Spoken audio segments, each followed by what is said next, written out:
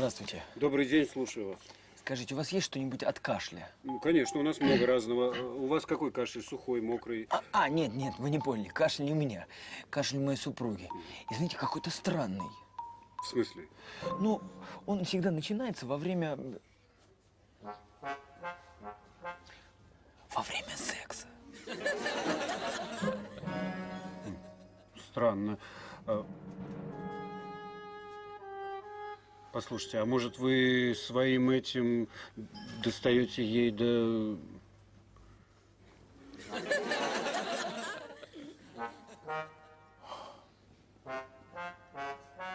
И что ж теперь делать-то, а? Извините. Извините, я просто невольно подслушала ваш разговор. И, ну, это не очень удобно. Мне кажется, я могла бы вам помочь. Вы знаете, вы запишите мой номер, наберите в любой удобный для вас день или вечер, например, утро. Молодой человек.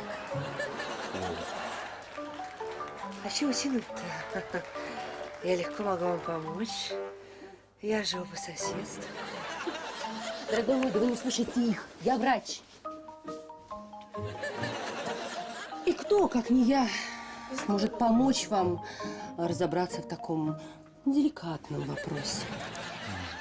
Пойдемте. Пойдемте. Отойдите. Я госпитализирую его. Я так давно